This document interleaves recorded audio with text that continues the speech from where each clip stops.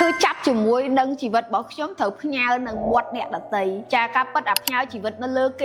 พญาชีวิตนั่นเลือกวัดเนี่ยดัตเตยใช้ดังห้าวเนี่ยดัตเตยดอกนั่งอ่ะโอ้วิเวตเดียนนะจ่าวิเวตเดียนได้ผลแต่ก็สบู่นะแต่มีเนี่ยชีวิตย้อมมันเนี่ยกดเมาท่าชีวิตกดดอกดังห้าวอัดดอลคนนี้กดสเตอร์ละโหดจากดสเตอร์ละโหดผลแต่ซัวท่ากดเป็นจัดนั่งชีวิตหรือว่ากดได้กดอัดเป็นจัดเลยสบใบแต่รูปเรียงหรือว่ากดก็เถอะเอาเนี่ยดัตเตยมากลมนัดแต่สัญญาณได้โดยท่ากดเกิดเมาเหมือนซ้อมแบบน้องกดเกิดเมารูปเรียงมันละออกท่ากดเตียบท่ากดเมาสะอับสอบก็ยังสอบรวยยังจังนั้นนะจับเป็นเหืองนั่งเหืองทอมาได้เราบอกมันนึกครบเคลียร์เตะบอกเส้นจะยืงแต่จับอารมณ์เป๊ะอย่างนั้นให้ได้ใหญ่ท่าแทนไอ้บันยืงเอาหมดเนี่ยแต่เตยจะเอา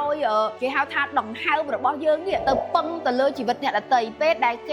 ดีใจมันละออกก็ช่วยยืงnóผมแบะnó không ca đọ đằngห้าวผมแบะnó không ca đi đi tiếngชีวิตเราบอกยืงnóรู้ได้sao đằngห้าวខ្លួនឯងសោះហ្នឹងអញ្ចឹងបើអ្នកទាំងអស់គ្នាដែលកំពុងតែស្ថិតនៅក្នុងភាពលំបាកផ្លូវចិត្តចាសូមមើលជុំវិញខ្លួនយើងតើយើងឲ្យតម្លៃទៅលើអាភាពមិនបានប្រយោជន៍របស់អ្នកដទៃនឹងអត់ចារឿងខ្លះវាអត់បានជួយឲ្យយើងនឹងអភិវឌ្ឍខ្លួនរបស់យើងទេព្រោះរឿងមួយចំនួនណាវាគ្រាន់តែជាសម្រាមដែលយើងប្រមូលយើងមកស្តុកពេញខ្លួនរបស់យើងហើយវាធ្វើឲ្យយើងនឹងអស់ space អស់ខ្យល់ដកស្រួលទៅវិញអញ្ចឹងខ្ញុំក៏ប្រាប់គាត់ថាអូនសូមមកពេញចិត្តនឹងជីវិតរបស់អូនហើយអូនត្រូវមកអរគុណនិងដឹងគុណដង្ហើមរបស់អូនហើយអូនត្រូវដឹងថាសម្ដីរបស់អ្នកដទៃដែលអូនទទួលយកសាំដដែលហ្នឹងវានឹងធ្វើឲ្យអូនអស់ខ្យល់ដកដង្ហើមហេតុអីបានខ្ញុំនិយាយចឹងព្រោះយូរទៅយើងឡើង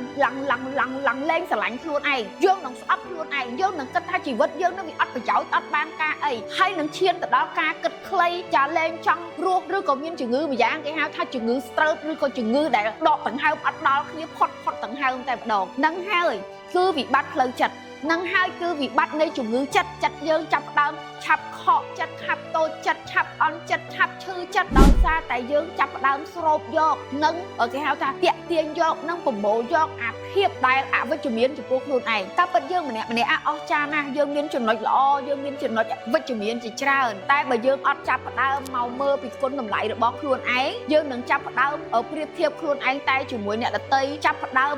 យកភាពអវិជ្ជមានដែលអ្នកដទៃនិយាយហ្នឹងយកមកថ្លឹងថ្លែងជាមួយខ្លួនឯងចាអញ្ចឹងសូមឲ្យចាប់ដើមស្រឡាញ់ខ្លួនឯងចាប់ដើមអរគុណខ្លួនឯងចាប់ដើមយល់ថាជីវិតរបស់យើងគឺមានតែយើងម្នាក់គត់ដែលជាអ្នកកំណត់ដែលជាអ្នកត្រួសត្រាយដែលជាអ្នកដឹងច្បាស់ថាយើងនឹងចង់ទៅណាយើងនឹងចង់ធ្វើអីយើងចង់ឲ្យជីវិតយើងនឹងរស់នៅសុខសប្បាយមានក្តីសុខសុភមង្គលបែបណាគឺក្តីសុខសុភមង្គលនោះវាកើតចេញពីយើងខ្លួនឯងតែម្នាក់ប៉ុណ្ណោះ